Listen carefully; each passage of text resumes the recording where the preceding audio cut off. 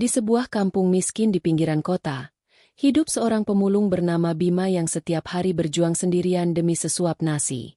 Tak ada yang tahu, di balik hidupnya yang sederhana, takdir sedang menyiapkan kejutan besar. Semua dimulai saat ia menolong seorang kakek lumpuh di tepi jalan, pertemuan yang mengubah segalanya. Sebelum kita mulai, tulis di kolom komentar dari kota mana kamu menonton. Di ujung kota yang sepi, di antara deretan rumah papan yang mulai rapuh dimakan waktu, hiduplah seorang pria sederhana bernama Bima. Ia bukan siapa-siapa di mata orang kota. Hanya seorang pemulung yang setiap hari mendorong gerobak tua beroda besi berdecit di jalanan tanah berdebu. Suara roda itu seolah menjadi musik pengiring hidupnya. Satu-satunya suara yang selalu menemaninya dari fajar hingga malam tiba.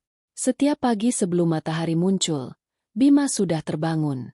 Atap seng rumahnya selalu mengeluarkan bunyi berisik saat tertiup angin, dan tetesan air sering jatuh dari lubang-lubang kecil di sudut ruangan jika malam sebelumnya hujan turun.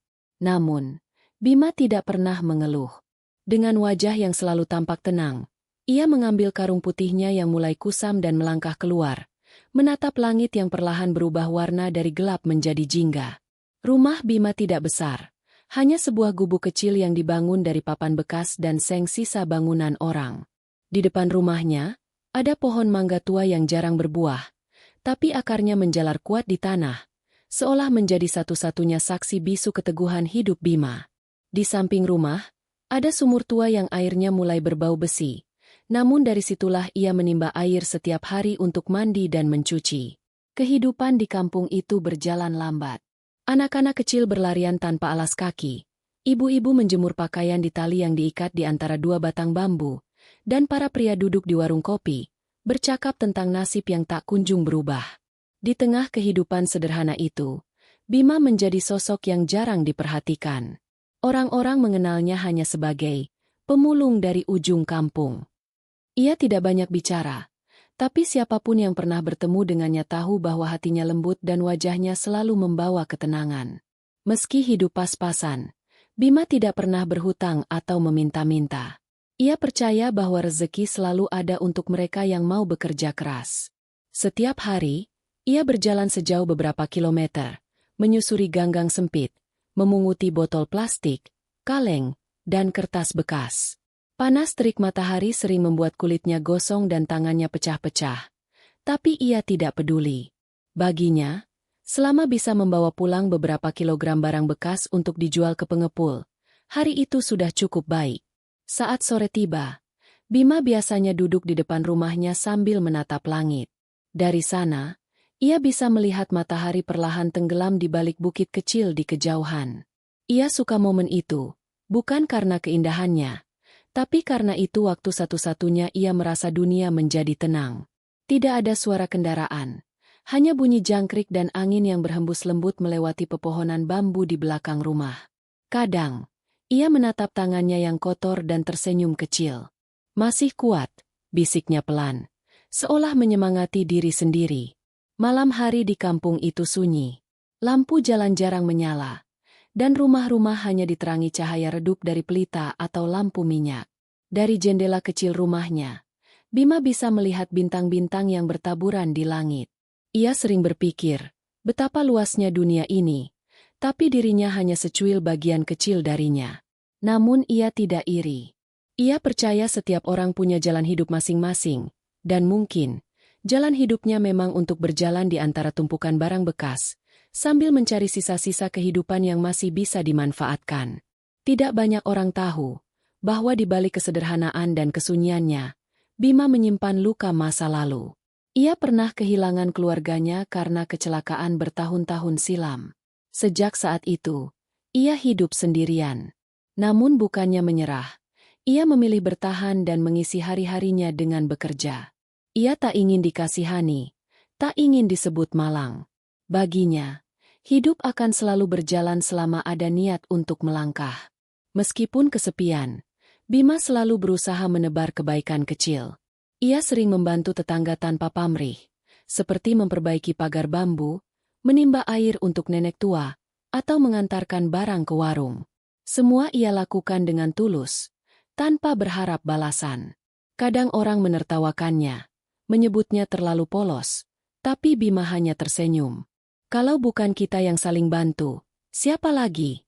Begitu katanya setiap kali ditanya.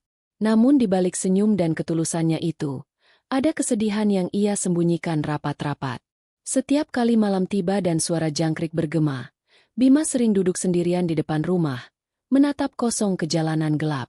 Dalam diam, ia berbicara kepada dirinya sendiri, tentang hidup yang berat, tentang rindu yang tak terucap, dan tentang harapan kecil yang entah kapan akan datang. Tapi meski hidup terasa berat, hatinya tidak pernah membatu. Ia selalu percaya bahwa Tuhan punya alasan untuk setiap kejadian. Begitulah hari-hari Bima. Sederhana, sunyi, tapi penuh makna. Tak ada kemewahan, tak ada pujian, hanya kerja keras dan keikhlasan. Namun di balik hidup yang tampak biasa itu, takdir sedang menulis sesuatu yang luar biasa untuknya. Sesuatu yang akan mengubah jalan hidupnya selamanya. Dimulai dari satu pertemuan tak terduga di tepi sungai kelak. Sore itu langit tampak mendung. Awan kelabu menggantung rendah seolah menekan bumi. Angin bertiup pelan membawa aroma tanah basah dan daun kering. Bima baru saja selesai berkeliling dari gang ke gang. Gerobaknya penuh dengan botol plastik dan kardus yang ia kumpulkan seharian. Peluh bercucuran di keningnya. Bajunya yang lusuh menempel di tubuh karena keringat dan debu jalanan. Ia berniat segera pulang sebelum hujan turun, karena jalan tanah menuju rumahnya akan berubah menjadi lumpur licin bila hujan deras datang.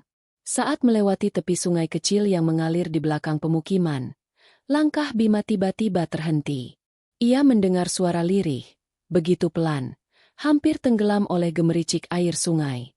Awalnya ia mengira hanya suara ranting jatuh atau hembusan angin yang menabrak daun bambu, tapi setelah beberapa detik, suara itu terdengar lagi, seperti seseorang yang memanggil minta tolong.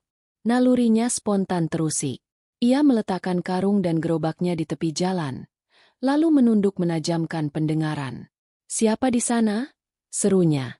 Tapi hanya gemericik air yang menjawab. Ia ragu sejenak.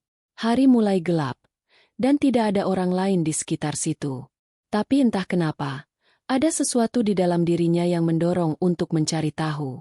Ia menuruni tepian sungai yang licin dengan hati-hati. Lumpur menempel di kakinya, dan rumput liar menampar-nampar wajahnya saat ia menunduk mencari sumber suara itu. Beberapa meter dari bibir sungai, di bawah semak belukar yang tumbuh lebat, matanya menangkap sesuatu. Seorang kakek tua terbaring di tanah. Tubuhnya separuh tertutup daun dan ranting kering. Pakaian kakek itu kotor penuh lumpur.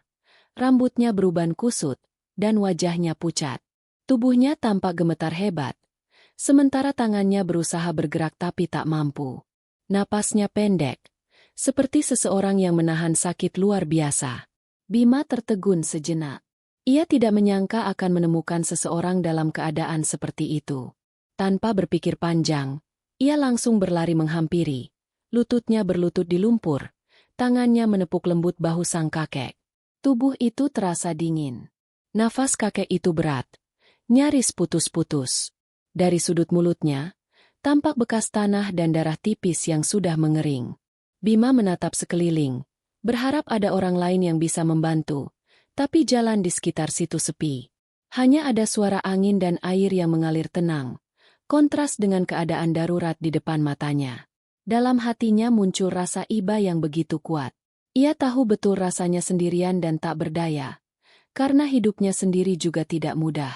Tanpa pikir panjang, ia memutuskan membawa kakek itu pulang. Dengan tenaga seadanya, ia mengangkat tubuh renta itu dari tanah. Kakek itu ringan sekali, tulangnya terasa menonjol di balik kulit yang tipis. Bima memapahnya perlahan. Langkahnya terhuyung karena beban dan tanah yang licin. Sesekali ia berhenti, menyesuaikan napas, lalu melanjutkan langkah. Meski keringat bercucuran dan hujan mulai turun gerimis, ia tidak berhenti. Dalam hatinya hanya ada satu niat, menyelamatkan orang tua itu dari dinginnya malam dan dari kesendirian yang menyakitkan. Saat sampai di jalan utama kampung, beberapa orang menatapnya dengan heran. Mereka melihat Bima memapah seorang kakek yang tampak sekarat, tapi tak ada yang mendekat. Mungkin karena takut, mungkin karena tidak ingin repot. Bima tidak peduli. Ia hanya menunduk, menahan tubuh kakek itu agar tidak jatuh, dan terus berjalan menuju rumahnya yang berada di ujung gang paling sepi. Ketika akhirnya ia tiba di depan rumah, langit sudah gelap sepenuhnya. Hujan turun makin deras. Ia menurunkan tubuh sang kakek di atas tikar lusuh di dalam rumah, lalu segera menutup pintu agar angin tidak masuk.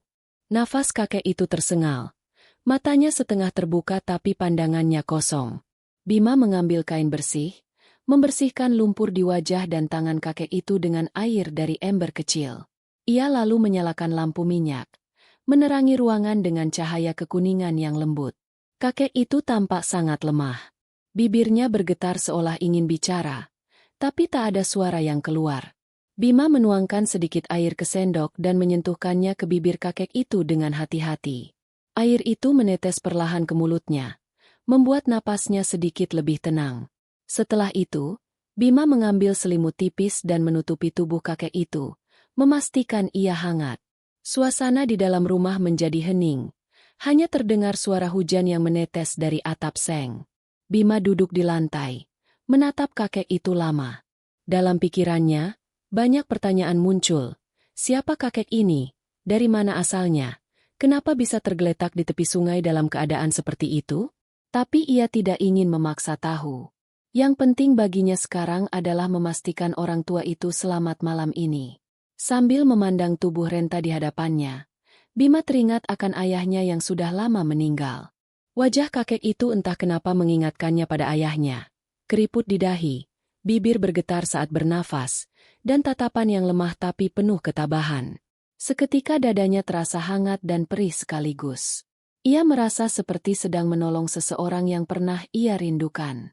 Waktu berlalu perlahan. Lampu minyak bergoyang karena angin yang menyelinap lewat celah dinding papan. Hujan di luar semakin reda, tapi suara petir di kejauhan masih terdengar sayup. Bima tetap duduk di situ, berjaga. Ia tahu kakek itu mungkin butuh waktu lama untuk sadar. Sesekali ia menambahkan kayu kecil ke tungku kecil di pojok rumah agar suhu tetap hangat. Malam itu menjadi malam yang panjang bagi Bima. Ia tidak tidur, hanya duduk bersandar di dinding, memandangi kakek itu dengan pandangan penuh belas kasih. Dalam hatinya terlintas sebuah doa sederhana, semoga orang tua ini diberi kekuatan untuk bertahan.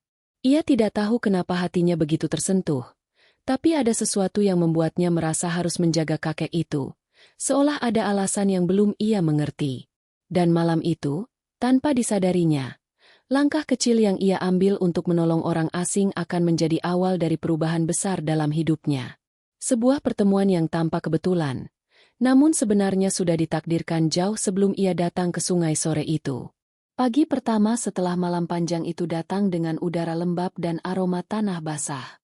Cahaya matahari yang redup menembus celah dinding papan rumah Bima, menyorot lembut ke arah tikar tempat sang kakek berbaring.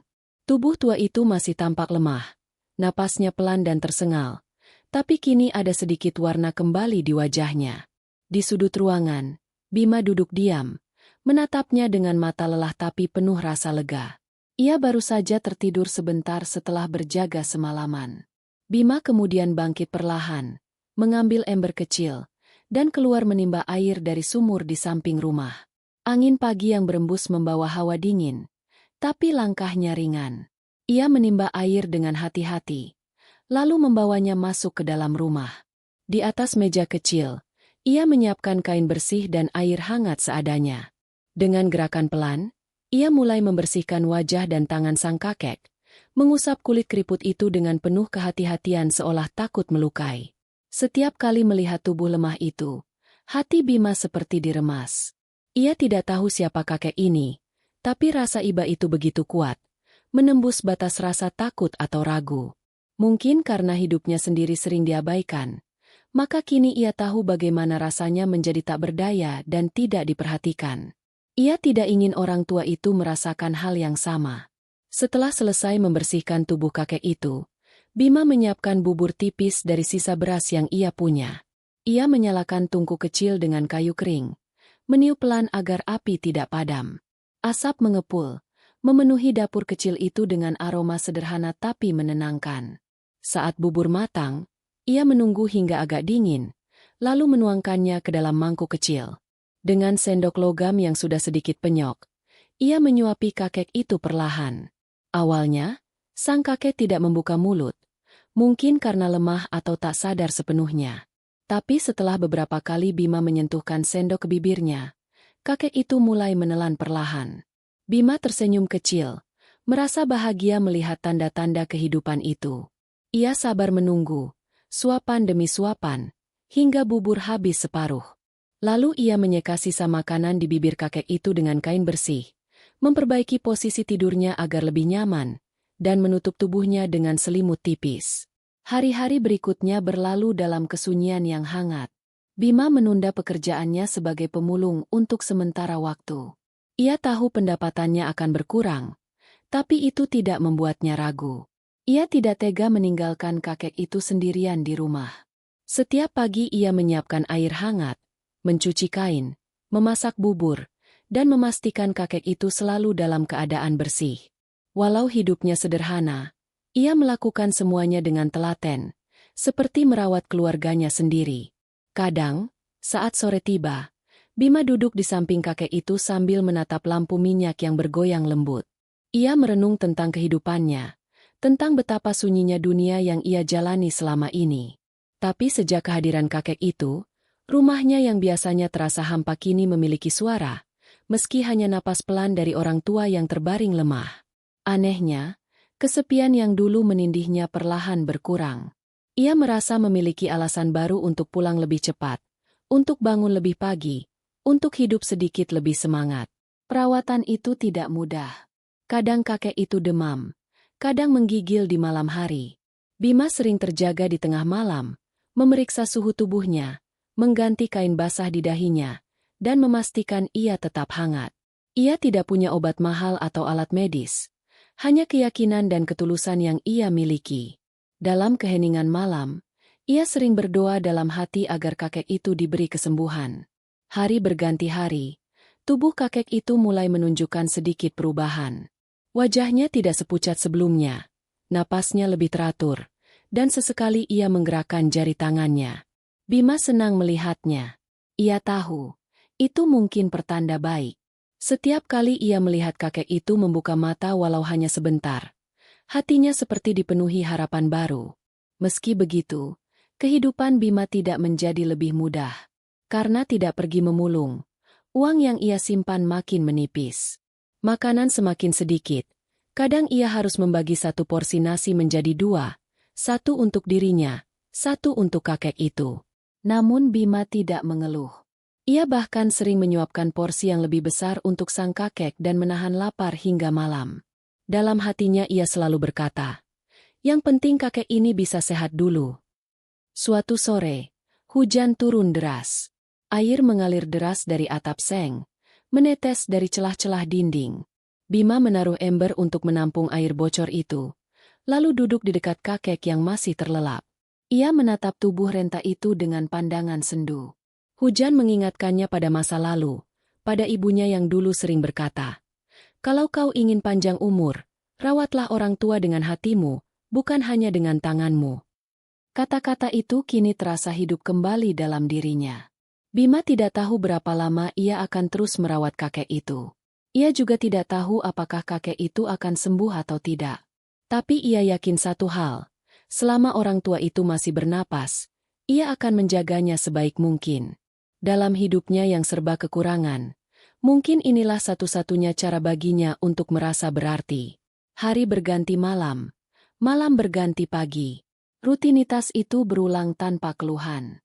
Kadang, saat melihat kakek itu tertidur tenang, Bima duduk di lantai sambil menatap jendela kecil di dinding rumahnya.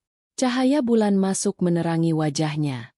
Ia merasa damai, meski tubuhnya lelah.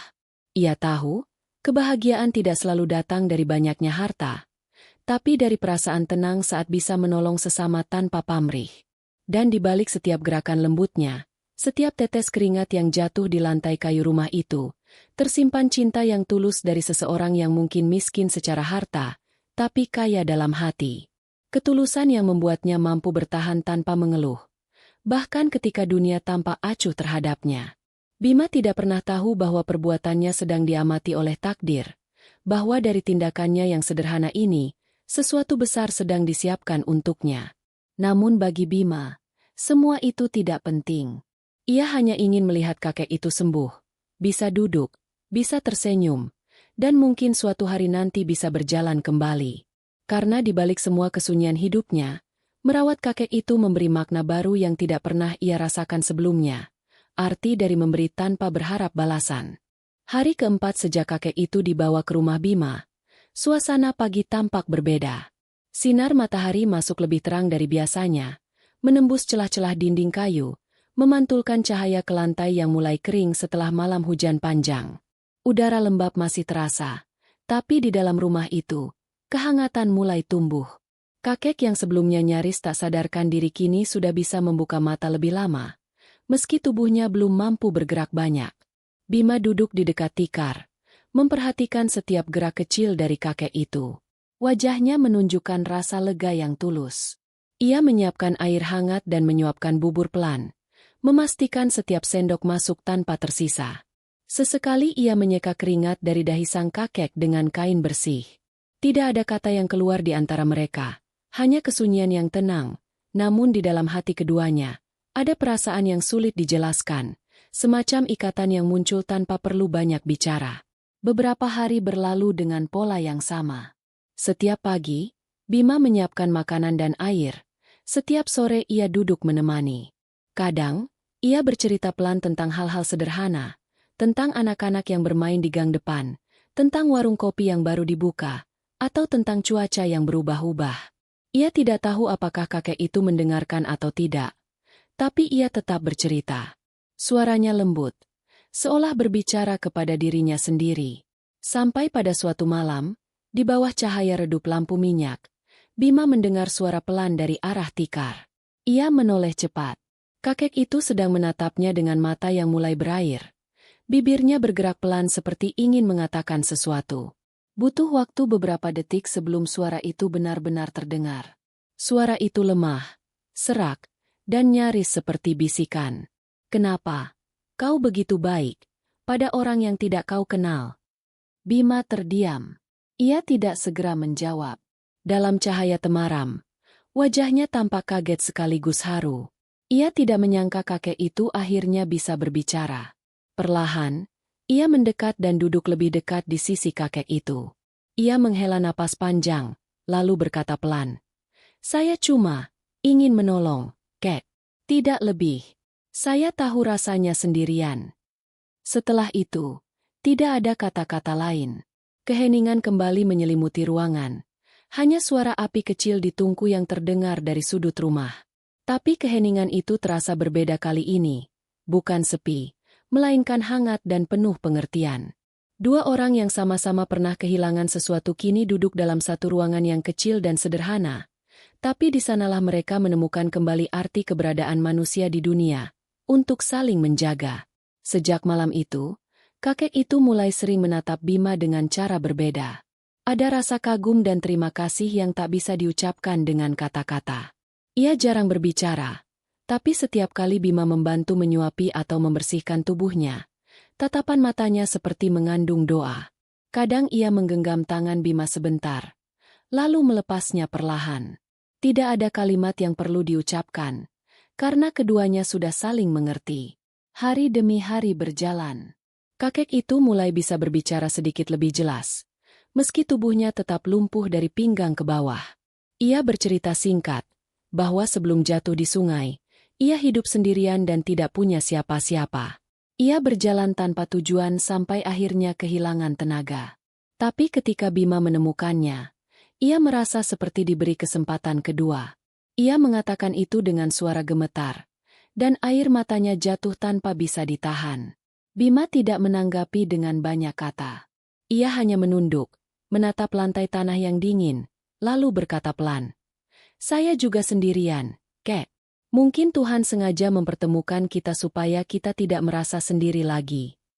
Setelah itu, ia tersenyum samar. Sejak percakapan itu, hubungan mereka semakin erat.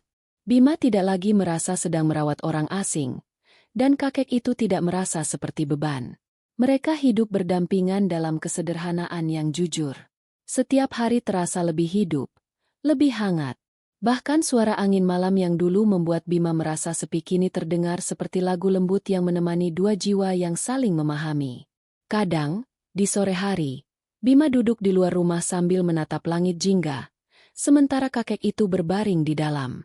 Ia sering berkata pelan, "Indah, ya, kek." Langitnya seperti tenang sekali. Meskipun sang kakek tidak menjawab, Bima tahu di dalam hati mereka berdua memandang hal yang sama. Kedamaian kecil di tengah hidup yang berat. Perlahan, Bima mulai belajar sesuatu dari kakek itu. Ia belajar bahwa memberi bukan tentang berapa banyak yang dimiliki, melainkan tentang seberapa tulus hati melakukannya. Ia juga belajar bahwa setiap manusia, seberapa miskinnya pun, tetap punya sesuatu untuk dibagikan, entah itu tenaga, waktu, atau sekadar kepedulian. Sementara bagi sang kakek, Bima menjadi cermin dari masa lalu yang hilang. Masa ketika manusia masih saling peduli tanpa alasan, ketika kebaikan tidak dihitung, dan ketika kasih sayang tidak menunggu imbalan. Dalam hati kecilnya, kakek itu merasa bersyukur dipertemukan dengan seorang pemuda yang begitu tulus, seseorang yang meskipun hidup dalam kesederhanaan, memiliki jiwa yang jauh lebih kaya dari siapapun yang pernah ia temui. Malam demi malam, percakapan kecil mereka menjadi bagian dari rutinitas. Kadang hanya beberapa kalimat singkat, tapi penuh makna. Di antara hening dan suara serangga malam, dua manusia itu saling berbagi rasa, saling menguatkan tanpa banyak kata. Setiap kali kakek itu terbangun, ia selalu melihat Bima tidur bersandar di dinding dengan lampu minyak yang masih menyala, seolah memastikan dirinya tidak sendirian. Dan di tengah kesunyian malam itu, ada sesuatu yang berubah di hati Bima. Ia tidak lagi memikirkan kerasnya hidup, tidak lagi merasa sedih atas kesendirian. Ia merasa hidupnya kini punya tujuan, menjaga seseorang yang membutuhkan kasih, sama seperti dulu ia pernah kehilangan kasih itu sendiri. Kadang, ia berpikir bahwa mungkin inilah cara Tuhan membalas ketabahannya selama ini. Bukan dengan kekayaan, bukan dengan kemudahan, tapi dengan memberinya kesempatan untuk menjadi berguna bagi orang lain. Setiap kali ia menatap wajah kakek itu, ia merasa melihat sosok ayahnya sendiri, sosok yang menua, rapuh, tapi penuh kebijaksanaan yang diam. Hidup mereka berjalan begitu saja, tanpa rencana, tanpa target. Tapi justru di dalam kesederhanaan itulah tumbuh sesuatu yang lebih berharga dari harta manapun, ketenangan. Dan malam itu, ketika lampu minyak hampir padam, kakek itu berbisik pelan. "Terima kasih, Nak." Bima menatapnya. Tidak menjawab, hanya tersenyum. Karena di balik kata, "terima kasih," itu, ia tahu ada perasaan yang jauh lebih dalam. Rasa syukur karena masih ada hati baik di dunia yang kadang terasa begitu dingin. Hari-hari yang awalnya terasa hangat perlahan berubah menjadi penuh kekhawatiran. Udara pagi yang dulu terasa segar kini membawa hawa dingin yang menusuk. Langit sering mendung, dan suara hujan menjadi teman hampir setiap malam. Di dalam rumah kecil itu, tubuh sang kakek mulai tampak semakin lemah. Nafasnya pendek, suaranya nyaris tak terdengar, dan kulitnya semakin pucat. Bima yang setiap hari menemani mulai menyadari perubahan itu. Dulu, kakek itu masih bisa tersenyum kecil saat ia bercerita. Sekarang, senyum itu jarang muncul. Kadang Bima memergokinya menatap ke arah langit-langit dengan pandangan kosong, seolah pikirannya sedang berjalan jauh. Mungkin menuju masa lalu yang tak akan kembali. Setiap pagi, Bima menyiapkan bubur hangat seperti biasa. Tapi kini, bubur itu sering tersisa. Kakek hanya menelan beberapa sendok lalu menolak pelan. Ia tak lagi banyak bicara. Dan meski Bima mencoba menghibur, suasana tetap terasa berat. Bima tahu bahwa kondisi itu bukan sekadar kelelahan. Tubuh kakek itu mulai kalah oleh usia dan sakit yang sudah lama tertahan. Malam-malam terasa lebih panjang. Suara batu kakek terdengar semakin sering, dan Bima harus terjaga hampir setiap jam untuk memastikan semuanya baik-baik saja. Kadang ia duduk di sisi kakek itu sambil menggenggam tangan rapuhnya, mencoba memberikan kehangatan dengan cara sederhana, sentuhan. Ia tahu tak banyak yang bisa ia lakukan, tapi ia juga tahu, meninggalkan bukan pilihan. Dalam kesunyian malam, Bima sering memandangi wajah tua itu. Keriput di dahi, rambut yang memutih, dan napas yang tersengal membuat hatinya terasa berat. Ia mulai takut, bukan karena repot, tapi karena perasaan kehilangan yang perlahan menghampiri. Ia sudah terlalu terbiasa dengan keberadaan kakek itu di rumahnya. Keheningan tanpa suara kakek terasa akan menjadi kesepian yang tak tertahankan. Suatu pagi, saat matahari belum tinggi, kakek itu terbangun dengan susah payah. Ia mencoba menggerakkan tangan, tapi tubuhnya tampak semakin kaku. Bima membantu memiringkannya agar lebih nyaman. Sekilas, kakek itu menatap Bima dengan pandangan yang lama, seolah ingin mengingat wajahnya dalam-dalam. Tatapan itu membuat Bima terdiam. Jantungnya berdetak lebih cepat tanpa tahu kenapa. Ada sesuatu yang berbeda, semacam isyarat halus, seperti perpisahan yang tak diucapkan. Hari itu, Bima tidak pergi memulung. Ia memutuskan untuk tetap di rumah, duduk di sisi kakek itu sepanjang hari. Ia tidak ingin meninggalkan orang yang kini baginya sudah seperti keluarga. Dari pagi hingga malam, ia hanya duduk, sesekali mengusap dahi kakek dengan kain basah, menata selimut, dan memeriksa air minum. Hujan turun perlahan di luar, menciptakan suara lembut yang menenangkan, tapi di dalam hati Bima, ada rasa gelisah yang tak bisa dihapuskan. Sore hari, suhu tubuh kakek semakin menurun. Tangannya dingin, napasnya semakin pendek. Bima panik, tapi ia tak tahu harus berbuat apa. Ia tidak punya uang untuk memanggil dokter. Bahkan untuk membeli obat pun sudah sulit. Ia hanya bisa berdoa dalam hati, berharap Tuhan memberinya kesempatan sedikit lebih lama. Malam itu, hujan semakin deras. Angin masuk melalui celah dinding, menggoyangkan lampu minyak di atas meja. Bima duduk di lantai, memeluk lutut. Matanya tidak lepas dari sosok kakek yang terbaring lemah. Dalam hatinya, ia terus berbicara tanpa suara, memohon agar kakek itu bertahan. Ia tidak siap kehilangan satu-satunya orang yang membuat rumah itu terasa hidup. Jam demi jam berlalu, dan Bima belum juga memejamkan mata. Ia menggigil, tapi tidak peduli. Ia hanya ingin terus berada di sisi kakek itu. Ia merasa bahwa jika ia memalingkan wajah sebentar saja, sesuatu akan hilang. Ia tahu hidup tak selamanya berpihak padanya. Tapi ia tetap berharap keajaiban kecil bisa terjadi malam itu. Ketika subuh datang, hujan mulai reda. Udara pagi masih dingin, tapi langit tampak sedikit lebih terang. Bima berdiri dan menatap wajah kakek itu yang tampak tenang, mungkin terlalu tenang. Ia mendekat, menyentuh tangan kakek, dan untuk pertama kalinya, tangan itu tidak menggenggam kembali. Hatinya seketika bergetar.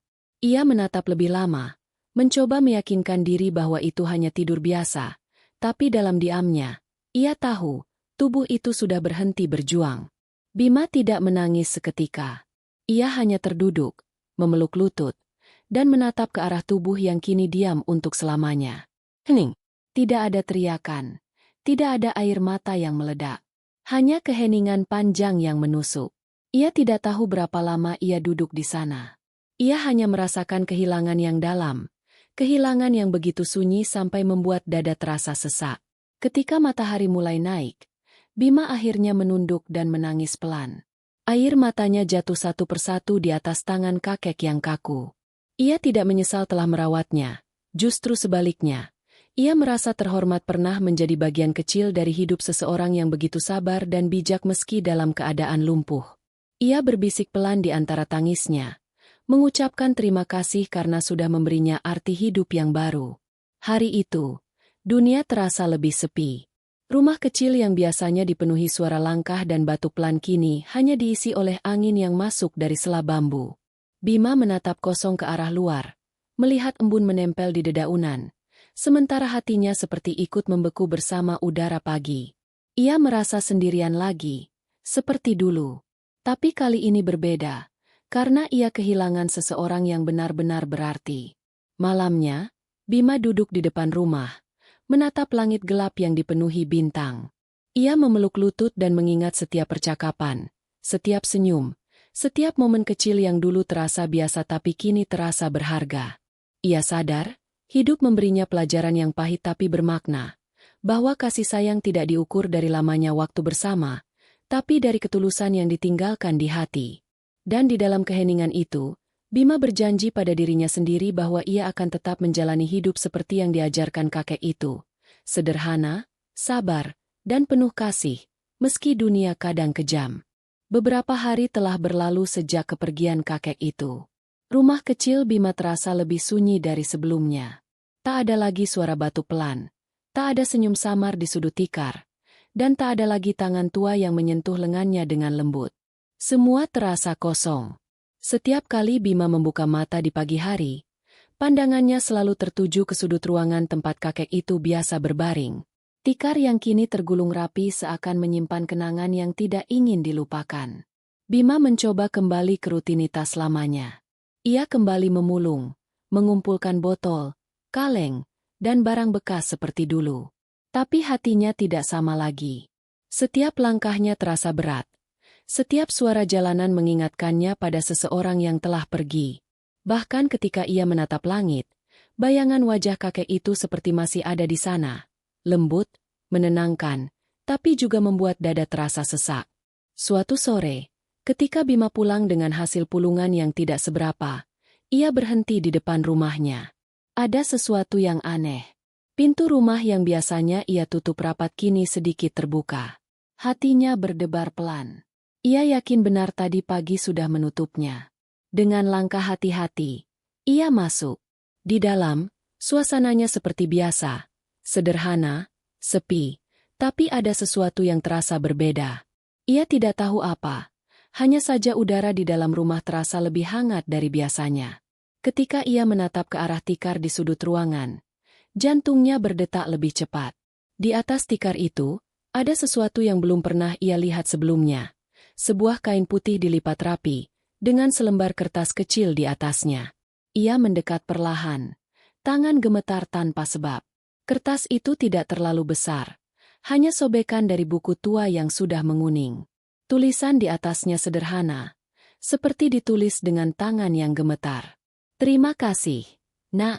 Jangan berhenti berbuat baik, meski dunia sering tak adil. Bima terpaku. Dadanya sesak. Matanya berair tanpa bisa ditahan. Ia tahu tulisan itu milik siapa. Meski kakek itu sudah tiada, pesannya masih tertinggal, seolah ditulis untuk mengingatkan bahwa kebaikan yang tulus tidak pernah sia-sia. Kain putih itu kemudian ia buka perlahan. Di dalamnya, tersimpan sesuatu yang membuatnya semakin bingung. Sebuah kalung kecil dari logam tua, dengan liontin berbentuk lingkaran. Di tengah liontin itu terukir inisial, RS, dengan huruf yang sudah sedikit pudar. Ia tak pernah melihat benda itu sebelumnya.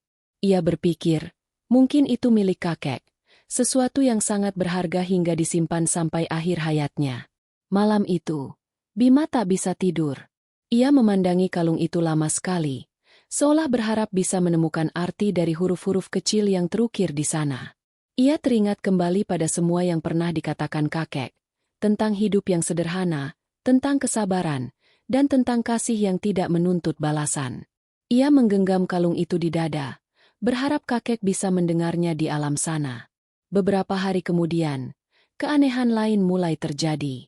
Setiap kali malam turun, lampu minyak di rumah Bima selalu menyala lebih terang dari biasanya, meski sumbunya tak berubah. Kadang, ada aroma lembut seperti wangi bunga melati yang mengisi ruangan, aroma yang sama seperti ketika kakek itu masih hidup. Bima mencoba menganggapnya kebetulan, tapi hatinya tahu, ada sesuatu yang lebih dari sekadar kebetulan. Suatu malam, ketika hujan turun pelan, Bima duduk di depan pintu rumah. Ia menatap gelapnya jalanan, mendengarkan suara air yang jatuh ke tanah. Di tengah kesunyian itu, ia merasa seperti ada yang lewat di belakangnya. Bukan suara langkah keras, tapi seperti desiran halus angin yang membawa kehadiran seseorang. Ia menoleh pelan, namun tak ada siapapun. Hanya lampu minyak yang bergoyang lembut, seperti menyapa. Bima tersenyum kecil, meski matanya mulai berkaca-kaca. Ia berbisik pelan dalam hati. Kek, kalau itu memang kau, terima kasih. Ia tidak takut, karena dalam keheningan itu, ia justru merasa tenang. Ia percaya bahwa kasih yang tulus tidak berhenti walau seseorang telah tiada. Ia percaya bahwa doa dan kebaikan bisa menembus batas antara dunia hidup dan dunia yang lain. Sejak malam itu, hidup Bima perlahan berubah. Ia tidak lagi larut dalam kesedihan. Ia mulai melihat setiap hari sebagai kesempatan untuk meneruskan kebaikan yang telah ditanamkan oleh kakek itu. Ia mulai membantu tetangga yang kesulitan, berbagi makanan pada anak kecil yang lapar, dan memperlakukan setiap orang dengan hati yang lembut. Orang-orang di sekitar mulai memperhatikan perubahan itu, meski mereka tidak tahu alasan di baliknya. Namun, di balik ketegaran itu, Bima masih menyimpan rasa rindu yang dalam. Setiap malam, sebelum tidur, ia selalu menatap kalung kecil itu yang kini tergantung di dinding. Kadang ia berbicara pelan seolah kakek itu masih bisa mendengarnya. Ia merasa damai setiap kali melakukan itu, seolah beban hidupnya sedikit berkurang. Hari-hari berjalan dengan tenang, sampai akhirnya suatu pagi, sesuatu kembali terjadi. Ketika Bima membuka pintu rumah untuk pergi bekerja, ia menemukan selembar kertas terlipat rapi di bawah batu kecil di depan pintu. Kertas itu bersih dan masih baru. Ia menatap sekeliling, tapi tak ada siapapun di jalanan. Dengan hati-hati, ia mengambil dan membukanya. Tulisan di dalamnya membuatnya tertegun. "Bersiaplah, Nak. Segera datang orang yang akan mengubah hidupmu." Bima terpaku. Tangannya gemetar memegang kertas itu. Ia menatap sekeliling sekali lagi, tapi yang ada hanya suara angin dan daun-daun kering yang berjatuhan. Ia mencoba menenangkan diri, berpikir mungkin seseorang yang salah menaruh surat. Tapi bagian terdalam dari hatinya berkata lain. Pesan itu terasa sangat pribadi, seperti ditujukan hanya untuknya. Hari itu, sepanjang waktu ia memulung, pikirannya terus memikirkan kata-kata di surat itu. Ia tidak tahu apa maksudnya. Siapa yang akan datang? Dan mengapa pesan itu seolah datang dari dunia yang sudah lama meninggalkannya? Namun satu hal pasti, sejak surat itu muncul, Bima merasa sesuatu akan berubah. Ia tidak tahu apakah itu hal baik atau buruk, tapi ia siap menghadapinya.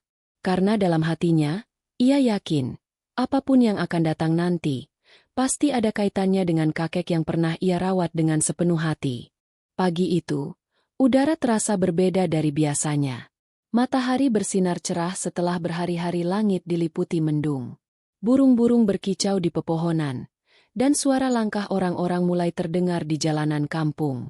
Bima, seperti biasa, bersiap hendak keluar membawa karung goni dan tongkat penyangga yang ia pakai untuk mencari barang bekas. Ia menatap sebentar ke arah kalung kecil yang tergantung di dinding, kalung peninggalan kakek itu, lalu tersenyum kecil, seolah memberi salam sebelum berangkat.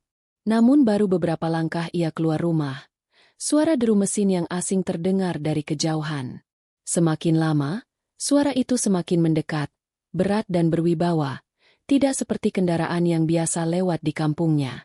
Jalanan yang biasanya dilalui sepeda tua dan gerobak kini bergetar pelan. Beberapa warga yang sedang menyapu halaman menoleh. Wajah mereka menunjukkan rasa heran. Sebuah mobil mewah berwarna hitam mengilap perlahan berhenti tepat di depan rumah Bima. Mobil itu tampak mencolok di tengah rumah-rumah kayu yang sederhana di kampung itu. Kaca mobilnya gelap, bodinya bersih tanpa noda, dan logo di depannya menunjukkan merek terkenal yang hanya dimiliki oleh orang-orang kaya. Bima terpaku. Ia berdiri di depan rumahnya dengan bingung. Tidak pernah sebelumnya ada mobil semewah itu datang ke kampung kecil mereka. Apalagi berhenti tepat di depan rumahnya yang reot. Beberapa anak kecil mendekat, berbisik-bisik penasaran, sementara orang-orang tua mengintip dari balik jendela. Suasana kampung yang biasanya sepi tiba-tiba menjadi hidup oleh rasa ingin tahu. Pintu mobil bagian belakang perlahan terbuka. Dari dalam, keluar seorang pria berpakaian rapi dengan jas hitam dan sepatu mengkilap. Wajahnya tegas, tapi ekspresinya tenang. Ia menatap sekeliling sebentar sebelum pandangannya berhenti tepat pada Bima. Dengan langkah mantap, ia berjalan mendekat ke arah pemuda itu. Bima tidak bergerak. Ia hanya berdiri kaku, tidak tahu harus berbuat apa. Dalam hatinya, ada campuran rasa gugup dan penasaran. Siapa orang ini? Mengapa datang ke rumahnya? Apakah mungkin dia salah alamat? Semua pertanyaan itu berputar di kepalanya. Tapi tak ada yang berani ia ucapkan. Pria itu berhenti di depan Bima dan menatapnya sejenak. Pandangannya tajam, tapi bukan dengan maksud menakutkan. Ia seperti sedang mengamati seseorang yang sudah lama ia cari. Setelah beberapa detik, pria itu menarik napas panjang dan berbicara dengan suara tenang. Namun, Bima nyaris tidak mendengar kata-katanya. Pikirannya melayang, karena di dada pria itu tergantung sebuah kalung kecil yang sama persis dengan milik almarhum kakek, hanya saja dengan ukiran tambahan di belakangnya. Bima menatap kalung itu lama, seolah tak percaya. Matanya mulai berair, tapi ia tetap diam. Ia merasa seolah waktu berhenti sesaat. Entah mengapa, hatinya tiba-tiba berdebar kencang, seperti ada sesuatu yang sangat besar sedang menunggu untuk terungkap. Pria itu kemudian mengeluarkan sebuah amplop dari saku jasnya dan menyerahkannya kepada Bima dengan hati-hati. "Untukmu," katanya singkat. Lalu ia mundur selangkah, memberi ruang bagi Bima untuk membuka amplop itu. Dengan tangan gemetar, Bima membukanya perlahan. Di dalamnya terdapat selembar surat dan selembar kertas lain yang tampak seperti dokumen resmi. Tulisan di surat itu rapi, namun sederhana. Setiap kalimatnya membuat dada Bima semakin sesak. Surat itu tertulis atas nama RS, sama seperti inisial di kalung peninggalan kakek. Isi surat itu membuat matanya berkaca-kaca. Tertulis bahwa pria tua yang ia rawat selama ini bukanlah orang sembarangan. Ia adalah Rahman Suryadinata, mantan pemilik perusahaan besar yang beberapa tahun lalu menghilang secara misterius setelah perusahaannya dilanda masalah besar dan keluarganya saling berselisih karena warisan. Dalam surat itu, tertulis pula bahwa sebelum meninggal, Rahman telah meninggalkan pesan kepada pihak keluarganya, bahwa jika suatu hari seseorang bernama Bima ditemukan, mereka harus mendatanginya dan memberikan sesuatu yang penting. Bima menggenggam surat itu erat. Ia tidak tahu harus bereaksi seperti apa. Antara takjub, sedih, dan bingung. Ia mengingat kembali hari-hari ketika ia merawat sang kakek tanpa tahu siapa dia sebenarnya. Ia hanya melihatnya sebagai manusia yang membutuhkan pertolongan. Dan kini, semua kebaikan kecil yang ia lakukan seolah berbalik menjadi peristiwa besar yang tak pernah ia bayangkan. Pria berjas itu lalu menunjukkan dokumen lain di tangannya. Bima sempat membaca sekilas dan terkejut. Dokumen itu berisi surat wasiat dan pernyataan sah dari notaris, bahwa Rahman Suryadinata, sebelum meninggal, menuliskan namanya sendiri sebagai saksi hidup atas kebaikan seorang pemuda bernama Bima, dan sebagai bentuk terima kasih, sebagian harta peninggalannya akan diberikan kepada Bima. Namun, Bima tidak langsung bereaksi bahagia. Wajahnya justru terlihat sedih. Ia menatap rumah kecilnya, lalu memandang langit. Ia berkata pelan dalam hati, "Jadi ini maksud pesanmu, Kek?" Air matanya mulai jatuh tanpa ia sadari. Sementara itu, orang-orang kampung berdiri di kejauhan, menyaksikan dengan wajah terheran-heran. Mereka tidak tahu apa yang terjadi, tapi mereka melihat bagaimana pria berpakaian rapi itu menundukkan kepala dengan hormat kepada Bima, sesuatu yang tidak pernah mereka bayangkan akan dilakukan oleh orang dari kalangan atas kepada seorang pemulung miskin. Suasana di depan rumah itu menjadi hening. Hanya suara burung dan hembusan angin yang terdengar. Bima berdiri diam, menggenggam surat itu di dada, sementara matanya terus memandang ke arah kalung kecil di leher pria itu. Kalung yang sama dengan milik kakek, seolah menjadi tanda bahwa hubungan mereka tidak pernah benar-benar terputus, bahkan setelah kematian. Pria itu kemudian memberikan sebuah kotak kecil kepada Bima, lalu kembali ke mobilnya tanpa berkata banyak. Mobil itu perlahan melaju pergi, meninggalkan debu dan keheningan yang panjang. Warga sekitar masih menatap dengan wajah penuh tanya, tapi Bima tidak memperhatikan mereka. Ia masih memegang kotak itu di tangannya. Hati dan pikirannya penuh dengan perasaan campur aduk. Ia membuka kotak itu perlahan setelah mobil menghilang di ujung jalan. Di dalamnya, terdapat foto lama. Foto seorang pria parubaya tersenyum bersama seorang anak kecil. Wajah anak itu sangat mirip dengan Bima. Di bawah foto itu tertulis, "Untuk anakku yang mungkin tak sempat kutemui lagi." Bima terdiam lama. Air matanya jatuh membasahi foto itu. Ia baru mengerti segalanya. Kalung yang ia temukan bukan sekadar peninggalan, tapi penghubung antara masa lalu dan masa depannya. Kakek yang ia rawat selama ini bukan hanya orang asing, tapi darah dagingnya sendiri, ayah kandung yang selama ini ia kira sudah lama meninggal. Langit sore itu tampak begitu indah, tapi di hati Bima, langit seolah runtuh. Ia duduk di depan rumah, menggenggam foto itu erat-erat, membiarkan air matanya jatuh tanpa henti. Semua misteri akhirnya terjawab, namun rasa kehilangan itu justru semakin dalam.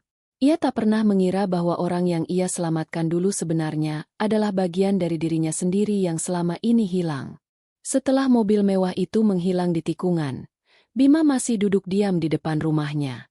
Angin sore berhembus pelan, menggerakkan ujung rambutnya dan membuat debu beterbangan ringan di sekitarnya. Di tangannya masih tergenggam foto lama dan kotak kecil yang tadi diberikan. Tatapannya kosong, namun matanya merah dan basah. Dunia di sekitarnya terasa sunyi, seolah semua suara lenyap bersamaan dengan mobil yang pergi meninggalkan debu di jalanan kampung itu. Waktu seolah berhenti bagi Bima. Ia masih berusaha mencerna semua yang baru saja terjadi. Pria tua yang selama ini ia rawat dengan sepenuh hati, yang ia kira hanya seorang kakek sebatang kara tanpa keluarga, ternyata adalah ayah kandungnya sendiri. Orang yang selama ini ia rindukan tanpa tahu wajahnya, ternyata ada di hadapannya selama berbulan-bulan, namun ia tidak pernah tahu. Semua malam-malam ketika ia menyiapkan air hangat, menuntun sang kakek ke tempat tidur, membersihkan luka di kakinya, semuanya kini terasa jauh lebih berat karena ia menyadari betapa berharganya setiap detik itu. Bima menunduk. Air matanya menetes satu persatu ke tanah yang kering di bawah kakinya. Ia menggenggam foto itu semakin erat, seolah takut kalau foto itu akan menghilang. Hatinya bergetar hebat, bukan karena marah, tapi karena penyesalan yang begitu dalam. Ia menyesal tidak pernah tahu siapa kakek itu sebenarnya.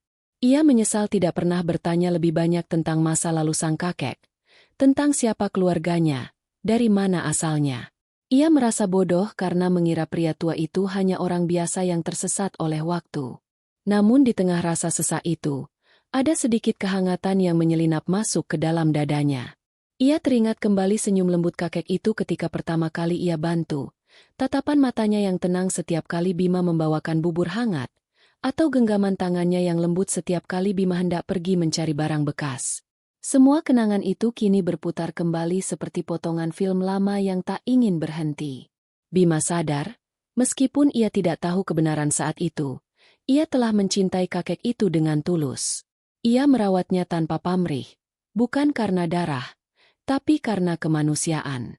Dan kini, setelah tahu bahwa kakek itu adalah ayah kandungnya, rasa sayangnya terasa semakin dalam dan tak tergantikan. Namun sayangnya, semua sudah terlambat. Orang yang seharusnya bisa ia panggil ayah, kini sudah tiada. Langit sore perlahan berubah warna, matahari mulai turun, memancarkan cahaya keemasan yang menyentuh wajah Bima.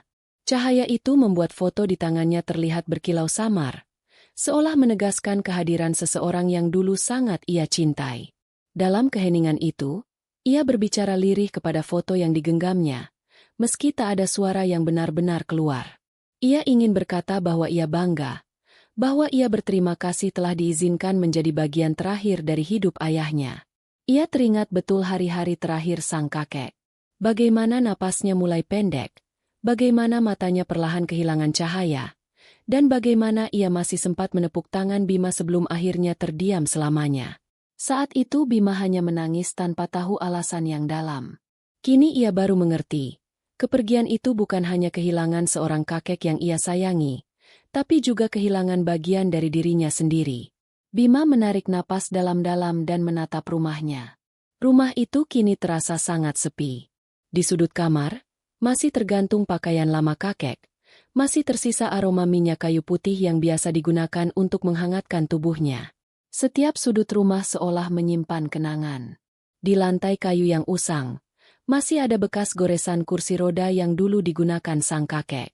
Semua benda itu kini menjadi saksi bisu atas kasih sayang yang tumbuh di antara mereka. Kasih yang tak disadari sebagai hubungan darah, tapi justru tumbuh dari ketulusan hati.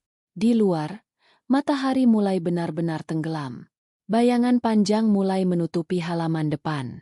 Bima bangkit perlahan dan berjalan menuju gundukan tanah kecil di belakang rumahnya, tempat ia memakamkan sang kakek beberapa hari lalu. Di sana, hanya ada batu sederhana yang ditandai dengan ukiran tangan seadanya. Ia duduk di tanah, meletakkan foto itu di atas batu nisan, lalu menunduk lama tanpa berkata apa-apa. Dalam diamnya, air matanya terus jatuh. Ia merasa campuran antara bahagia dan duka. Bahagia karena akhirnya tahu siapa dirinya sebenarnya, tapi duka karena mengetahui kebenaran itu justru setelah semua terlambat. Ia tidak lagi bisa memeluk ayahnya, tidak bisa berkata terima kasih, tidak bisa meminta maaf karena tak sempat mengenal lebih dalam. Ia menatap tanah itu dan tersenyum tipis, senyum yang penuh air mata. Ia berkata dalam hati, terima kasih sudah datang padaku, meski dengan cara yang tak pernah kupahami. Ia berharap di tempat lain yang lebih tenang, ayahnya bisa mendengar ucapan itu. Malam mulai turun perlahan. Suara jangkrik menggantikan keheningan. Angin membawa aroma tanah basah dan dedaunan kering. Bima masih duduk di sana, menatap bintang pertama yang muncul di langit. Dalam benaknya, ia berjanji pada dirinya sendiri bahwa ia akan menjaga semua peninggalan ayahnya dengan baik, bukan karena harta, tapi karena kenangan dan cinta yang mereka bagi. Ia tidak memikirkan surat warisan yang ada di dalam rumah. Baginya, kekayaan itu bukan hal utama. Ia tahu, apa yang paling berharga justru adalah pelajaran yang diberikan hidup, bahwa kebaikan sekecil apapun bisa mengubah takdir seseorang, dan cinta yang tulus tidak mengenal darah maupun status. Ketika angin malam semakin dingin, Bima berdiri perlahan dan menatap ke arah langit sekali lagi. Ia menatap bintang itu lama, seolah di balik cahaya kecil itu ada wajah sang kakek yang sedang tersenyum menatapnya. Lalu ia berjalan perlahan kembali ke rumah, membawa perasaan yang tak lagi sama seperti sebelumnya. Rumahnya kini terasa hangat dalam kesunyian. Foto yang tadi ia letakkan di atas makam, kini ia bawa kembali dan ia letakkan di meja kayu dekat jendela.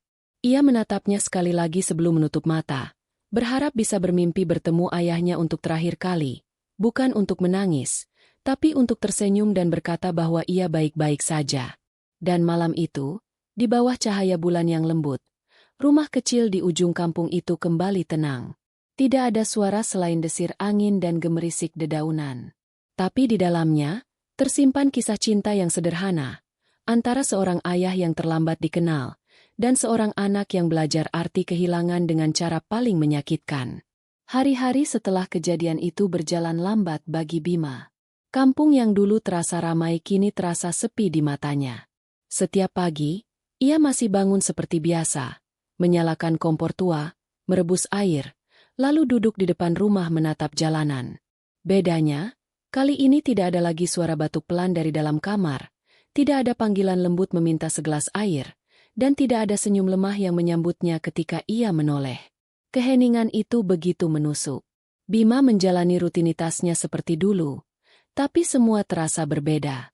Ia masih pergi memulung, bukan karena ia membutuhkan uang, melainkan karena itu sudah menjadi bagian dari hidupnya.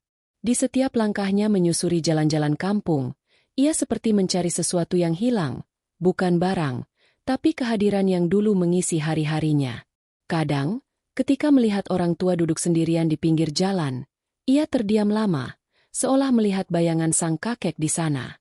Meski begitu, waktu perlahan mulai menenangkan hatinya. Surat yang dulu diberikan pria berjas itu kini tersimpan rapi di dalam kotak kecil, bersama dengan kalung dan foto lama. Ia tidak menyentuhnya terlalu sering, karena setiap kali melihatnya, air matanya pasti jatuh. Namun di sisi lain, benda-benda itu menjadi pengingat berharga bahwa hidupnya pernah dipenuhi kasih, meski hanya sebentar.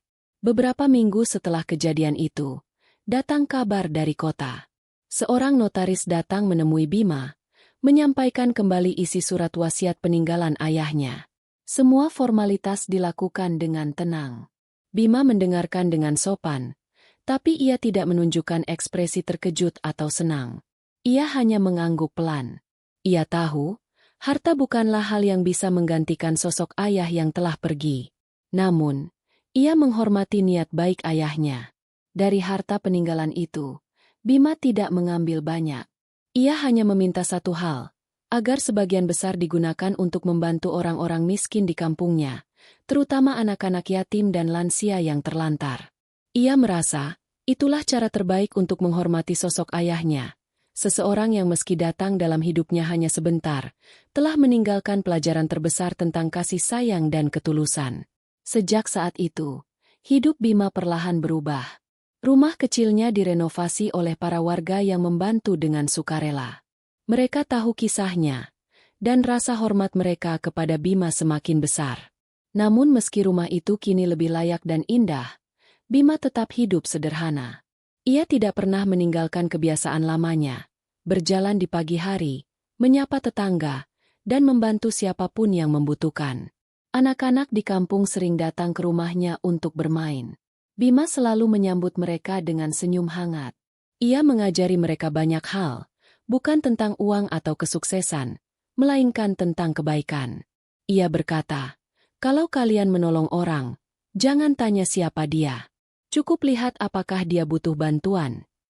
Kata-kata itu sederhana, tapi semua yang mendengarnya tahu bahwa di balik kalimat itu tersimpan pengalaman hidup yang begitu dalam. Malam-malam Bima tidak lagi diisi dengan tangisan seperti dulu.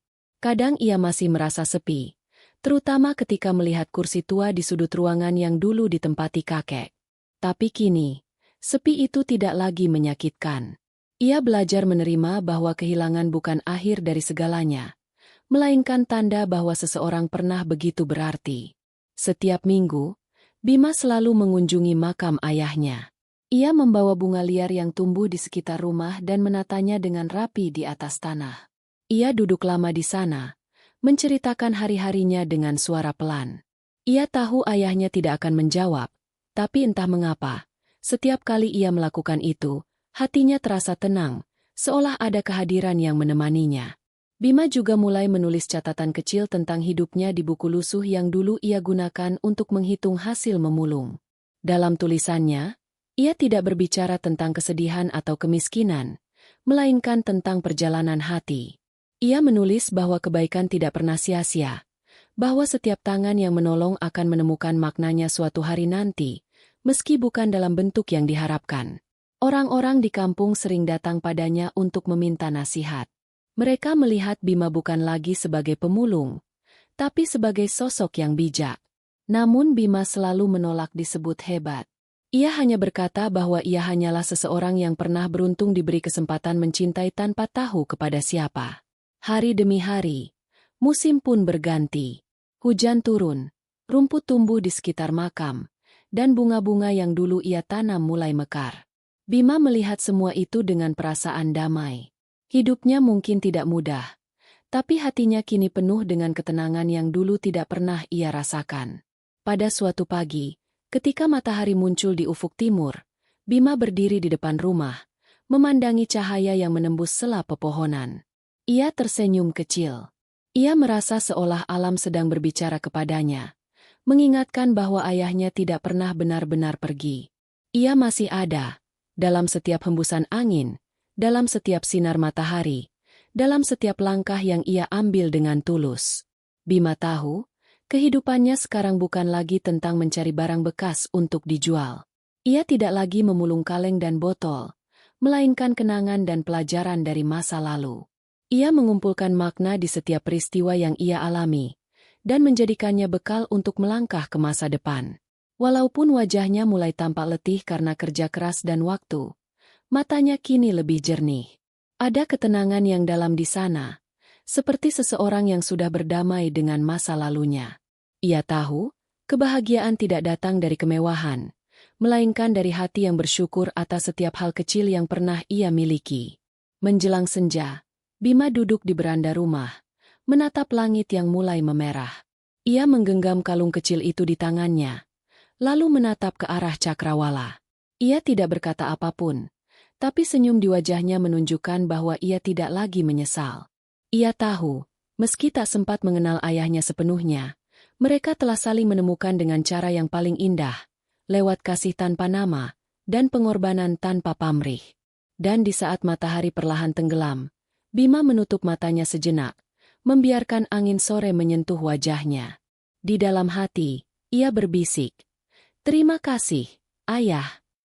Tahun demi tahun berlalu sejak hari itu. Namun kenangan tentang sang ayah tak pernah benar-benar pudar dari hati Bima.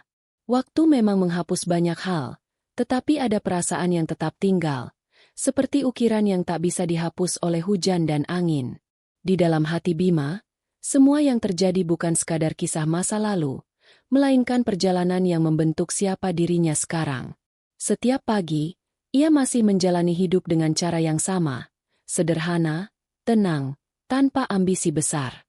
Tapi setiap langkah yang ia ambil kini mengandung arti. Ia tidak lagi mencari barang bekas di jalan, melainkan mencari makna dari setiap peristiwa kecil di sekitarnya. Ia membantu tetangga yang kesulitan, menuntun anak-anak yang kehilangan arah, dan menemani orang tua yang kesepian. Semua itu ia lakukan tanpa pamrih, karena ia tahu bagaimana rasanya menjadi seseorang yang dianggap tidak penting, tapi justru menemukan cinta dari orang yang paling tak terduga. Seringkali, ketika malam turun dan angin berhembus dari arah makam, Bima duduk di beranda rumahnya. Ia menatap langit luas yang dipenuhi bintang, membiarkan pikirannya melayang. Dalam keheningan itu, ia merenung tentang kehidupan. Ia menyadari bahwa manusia seringkali tidak tahu makna dari apa yang sedang dijalani, sampai semuanya sudah berlalu. Dulu ia berpikir bahwa hidupnya hanya berputar pada kesulitan, kemiskinan, dan kesepian. Tapi kini ia tahu, semua penderitaan itu membawanya kepada pertemuan paling berharga dalam hidup, pertemuan dengan ayah yang selama ini ia cari tanpa sadar. Bima sering bertanya dalam hatinya, mengapa Tuhan mempertemukannya dengan sang ayah di akhir hidup, bukan di awal. Tapi semakin ia merenung, semakin ia mengerti. Mungkin karena jika pertemuan itu terjadi lebih cepat, ia tidak akan belajar tentang arti memberi tanpa pamrih. Ia tidak akan mengerti bahwa kasih sejati tidak membutuhkan pengakuan darah, dan bahwa cinta paling murni adalah ketika kita menolong tanpa tahu siapa yang kita tolong. Hari-harinya kini penuh dengan rasa syukur. Ia belajar bahwa hidup bukan tentang apa yang kita miliki, tapi tentang apa yang kita berikan. Ia ingat bagaimana dulu ia sering mengeluh kepada Tuhan tentang nasibnya, tentang mengapa hidupnya begitu berat. Tapi setelah semua ini, ia sadar bahwa penderitaan justru membuatnya kuat, membuatnya lembut terhadap orang lain, dan membuatnya mengerti bahwa kebahagiaan sejati muncul dari hati yang ikhlas menerima segalanya. Setiap kali melihat anak-anak kecil berlari di depan rumah, Bima tersenyum. Mereka sering memanggilnya, Paman Bima, dan tanpa sadar, panggilan itu membuat hatinya hangat. Ia merasa seolah diberi kesempatan kedua untuk menjadi seseorang yang berarti dalam hidup orang lain. Dalam tatapan anak-anak itu, ia melihat secercah masa depan, dan dalam tawa mereka, ia mendengar gema kasih dari ayahnya yang dulu ia rawat dengan penuh cinta. Bima juga sering menatap kalung kecil peninggalan ayahnya. Benda itu kini tergantung di dinding rumah, tepat di atas foto lama yang sudah ia bingkai rapi. Kadang ia menatapnya lama, membiarkan kenangan datang perlahan. Ia teringat bagaimana dulu ia menemukan kalung itu di pinggir jalan, tanpa tahu bahwa benda kecil itu akan mengubah seluruh jalan hidupnya. Kalung itu menjadi saksi dari kasih yang tidak terucap, dari hubungan yang tak sempat diungkapkan dengan kata-kata.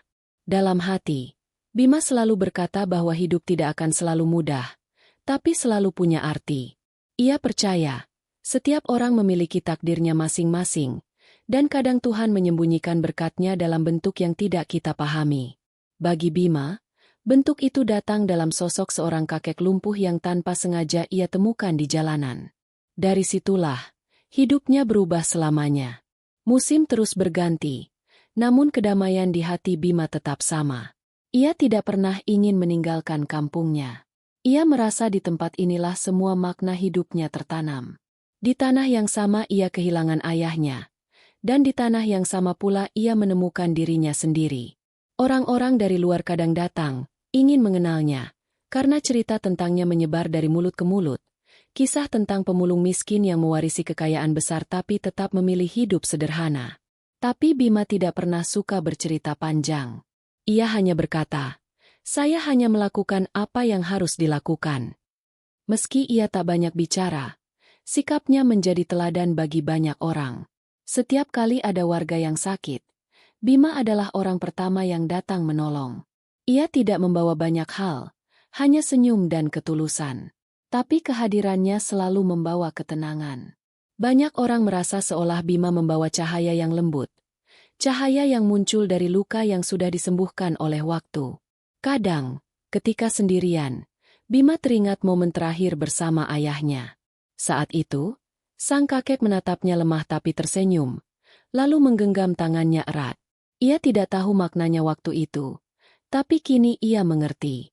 Genggaman itu adalah cara ayahnya berpamitan, sekaligus menyampaikan rasa terima kasih yang tidak sempat diucapkan. Dan setiap kali kenangan itu datang, Bima tidak lagi menangis. Ia hanya menunduk dan tersenyum, karena ia tahu bahwa cinta mereka tidak pernah benar-benar berakhir. Dalam kesunyian malam, Bima sering berbicara dalam hati kepada ayahnya. Ia tidak meminta apa-apa, tidak juga mengeluh. Ia hanya mengucapkan terima kasih. Terima kasih karena telah mengajarkan arti kasih yang sesungguhnya. Terima kasih karena sudah datang ke hidupnya, meski hanya untuk waktu yang singkat. Dan terima kasih karena melalui pertemuan itu, ia akhirnya tahu siapa dirinya. Bima tidak pernah tahu berapa lama lagi ia akan hidup, tapi ia tidak takut pada waktu. Ia percaya, setiap hari yang diberikan adalah kesempatan untuk berbuat baik, sekecil apapun itu. Ia tidak lagi mengukur hidup dari panjangnya umur, melainkan dari seberapa banyak kebaikan yang bisa ia berikan sebelum menutup mata. Kini, ketika usia mulai menua, langkahnya semakin lambat, tapi hatinya tetap teguh. Ia sering duduk di bawah pohon besar di depan rumah, memandangi matahari terbit dengan tenang. Di setiap sinar pagi yang hangat, ia seolah mendengar suara lembut yang memanggilnya, suara yang dulu sangat ia rindukan. Ia tahu, suatu hari nanti, ia akan kembali bertemu dengan ayahnya. Bukan dalam dunia yang penuh air mata, tapi di tempat yang hanya menyisakan kedamaian. Dan sampai hari itu tiba, Bima akan terus hidup seperti yang diajarkan ayahnya tanpa kata, menolong tanpa pamrih, mencintai tanpa syarat, dan menerima takdir dengan lapang dada. Karena bagi Bima, itulah warisan sejati, bukan harta, bukan nama besar, tapi hati yang mampu melihat kebaikan bahkan dalam kesedihan. Waktu berjalan tanpa terasa. Tahun demi tahun berlalu, dan Bima kini telah menua. Rambutnya mulai memutih, kulitnya mengeriput, dan langkahnya tidak lagi sekuat dulu. Namun di wajahnya, tetap terlukis ketenangan yang sama, ketenangan dari seseorang yang telah berdamai dengan masa lalu, dan telah menemukan arti hidupnya di balik luka dan kehilangan. Rumah kecil di pinggir kampung itu kini tampak bersih dan rapi. Di dinding masih tergantung kalung kecil peninggalan sang ayah, bersama foto lama yang sudah mulai pudar warnanya. Setiap pagi, sebelum melakukan apapun, Bima selalu berdiri di depan foto itu. Ia menatapnya lama, lalu tersenyum kecil, seolah berbicara dengan seseorang yang tak terlihat. Tidak ada kata-kata yang keluar, tapi hatinya tahu, di balik diam itu ada doa yang ia kirimkan setiap hari. Kehidupan Bima kini tenang. Ia sudah jarang keluar jauh seperti dulu, tapi warga kampung sering datang berkunjung. Mereka menghormatinya bukan karena harta, tapi karena kebaikan yang tak pernah pudar. Setiap orang yang datang ke rumah itu selalu disambut dengan senyum hangat, secangkir teh, dan cerita tentang kehidupan yang sederhana namun syarat makna. Di sore-sore tertentu, Bima masih berjalan perlahan menuju makam ayahnya. Jalannya kini tertatih, tapi langkahnya mantap. Ia membawa bunga liar yang tumbuh di halaman, lalu duduk di tanah sambil menatap nisan yang sederhana itu. Ia tidak banyak bicara. Ia hanya menunduk lama, membiarkan kenangan datang dan pergi seperti angin yang berhembus lembut di antara pepohonan. Ia sering berkata dalam hati, "Kita tidak pernah benar-benar berpisah, Ayah. Hanya jaraknya saja yang berubah." Setiap kali angin berhembus pelan melewati wajahnya, ia merasa seolah sang ayah sedang membelai rambutnya dengan kasih sayang yang dulu tidak sempat ia rasakan. Suatu pagi, ketika udara terasa lebih sejuk dari biasanya, Bima duduk di beranda rumahnya. Matahari baru saja muncul di ufuk timur, memantulkan cahaya lembut di atas rerumputan basah oleh embun. Ia menatap pemandangan itu dengan pandangan yang damai. Di tangannya, ia menggenggam kalung kecil itu, benda yang telah menemaninya sepanjang hidup. Matanya menatap jauh ke arah langit. Di wajahnya, terselip senyum yang tenang, tapi juga lelah. Ia tahu, waktunya mungkin sudah tidak lama lagi. Tubuhnya sering lemah, dan napasnya kadang terasa berat. Namun tidak ada ketakutan di dalam dirinya. Ia telah melalui banyak hal dalam hidup, dan kini ia siap menghadapi apapun dengan hati yang lapang. Hari itu, Bima memutuskan untuk berjalan ke makam ayahnya sekali lagi. Dengan langkah perlahan, ia menelusuri jalan kecil yang membentang di antara sawah. Angin bertiup lembut, membawa suara jangkrik dan aroma tanah basah. Burung-burung terbang rendah, seolah ikut mengiringinya. Setiap langkah yang ia ambil terasa seperti mengulang kenangan lama. Saat pertama kali ia menuntun sang kakek berjalan di jalan yang sama, bertahun-tahun lalu. Sesampainya di makam, Bima duduk di tanah dan menatap nisan itu lama. Ia meletakkan kalung kecil yang selama ini selalu ia simpan di lehernya, tepat di atas batu nisan. Tangannya bergetar, tapi wajahnya tersenyum. Air matanya menetes perlahan, bukan karena sedih, melainkan karena keharuan yang dalam. Ia merasa sudah tiba saatnya kalung itu kembali pada pemiliknya. "Sekarang, aku sudah tidak sendiri lagi," bisiknya pelan, meski tak ada suara yang keluar dari bibirnya. Ia lalu menutup matanya perlahan, membiarkan angin pagi menyentuh wajahnya. Waktu berjalan pelan. Burung-burung berhenti berkicau, dan udara menjadi tenang.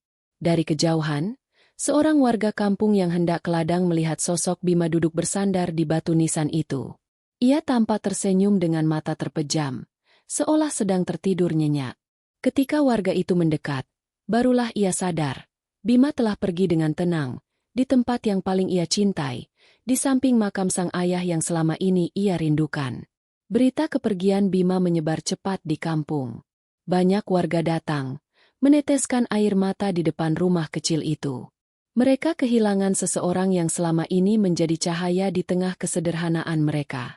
Di rumah itu, masih tergantung foto lama di dinding, dan di meja kayu masih tersisa segelas teh hangat yang belum sempat diminum. Pemakaman Bima dilakukan dengan penuh hormat. Warga kampung mengiringi kepergiannya dengan doa dan air mata. Ia dimakamkan di sebelah makam ayahnya, di bawah pohon besar yang menaungi keduanya. Di antara nisan itu, kini tumbuh bunga liar berwarna putih, seolah alam pun ingin ikut menjaga mereka. Hari berganti, musim terus berjalan, namun kisah tentang Bima tetap hidup di hati orang-orang. Anak-anak yang dulu sering bermain di rumahnya kini telah dewasa, tapi mereka tidak pernah lupa akan pesan-pesan sederhana yang pernah Bima ajarkan. Mereka sering datang ke makam itu, membersihkan rumput liar dan menaruh bunga. Setiap kali mereka berdiri di sana, mereka selalu berkata dengan lirih, "Terima kasih, Paman Bima." Bertahun-tahun kemudian, rumah kecil Bima masih berdiri di tempatnya. Kini rumah itu dijadikan tempat singgah bagi orang-orang yang membutuhkan bantuan. Di dindingnya masih tergantung kalung kecil itu, kini dalam bingkai kaca. Di bawahnya tertulis sebuah kalimat yang sederhana, tulisan tangan Bima sendiri. Kebaikan tidak butuh alasan. Kasih tidak menunggu pengakuan. Dan cinta sejati kadang datang terlambat, tapi tidak pernah salah waktu. Kalimat itu menjadi pengingat bagi siapapun yang datang, bahwa hidup tidak selalu tentang siapa yang lebih beruntung, tapi tentang siapa yang mampu memberi tanpa mengharap balasan. Dan ketika senja tiba, matahari tenggelam di balik bukit, bayangan pohon besar di pemakaman tampak memanjang ke arah rumah kecil itu. Seolah alam pun mengingat kisah dua jiwa yang pernah dipertemukan oleh takdir, seorang ayah yang kehilangan anaknya, dan seorang anak yang tanpa sadar menemukan ayahnya di tengah jalan kehidupan.